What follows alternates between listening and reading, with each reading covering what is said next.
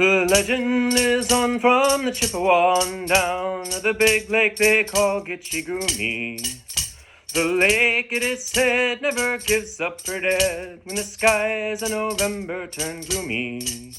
With a load of iron ore 26,000 tons more than the Edmund Fitzgerald weighed empty.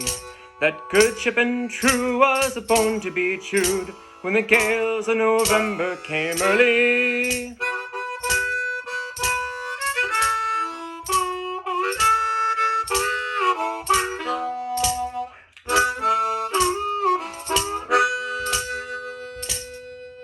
The ship was the pride of the American side, coming back from some mill in Wisconsin.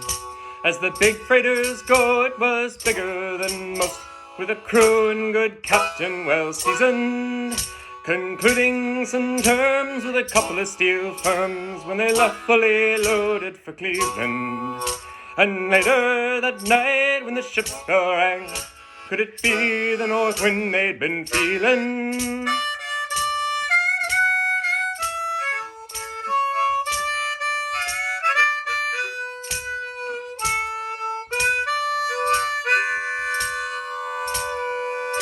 The wind in the wires made a tattletale sound, and a wave broke over the railing. And every man knew, as the captain did too, 'twas the witch of November come stealing. The dawn came late and the breakfast had to wait, when the gales of November came slashing. When afternoon came, it was freezing rain in the face of a hurricane west wind.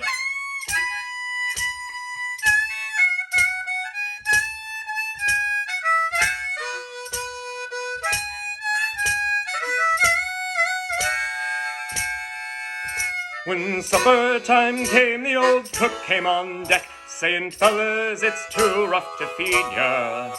At 7 p.m. the main hatchway caved in. He said, "Fellas, it's been good to know ya." The captain wired in, he had water coming in, and the good ship and crew was in peril. And later that night, when his lights went out of sight, came the wreck of the Edmund Fitzgerald.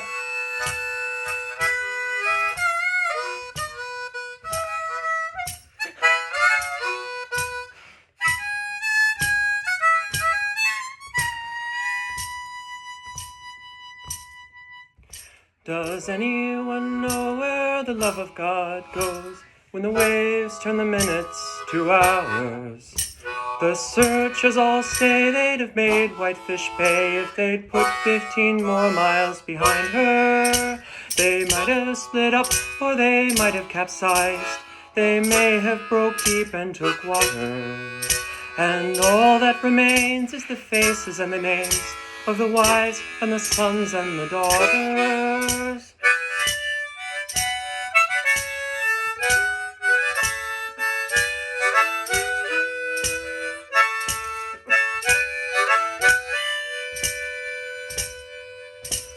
Lake Huron rolls, Superior sings in the rooms of her ice-water mansion. Old Michigan steams like a young man's dreams. The islands and bays are for sportsmen, and farther below Lake Ontario takes in what Lake Erie can send her. And the iron boats go, as the mariners all know, with the gales of November, remember.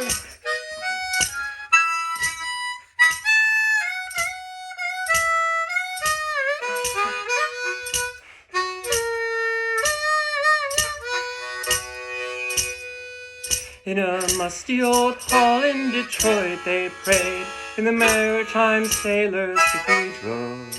The church bell chimed till it rang 29 times for each man on the Edmund Fitzgerald.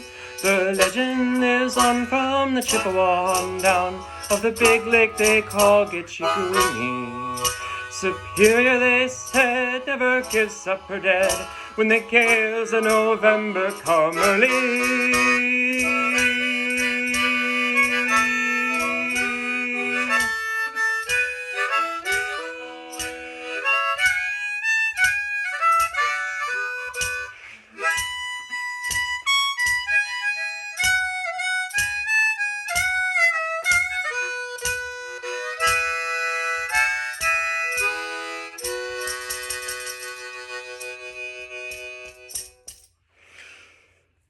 That ruled. Nice.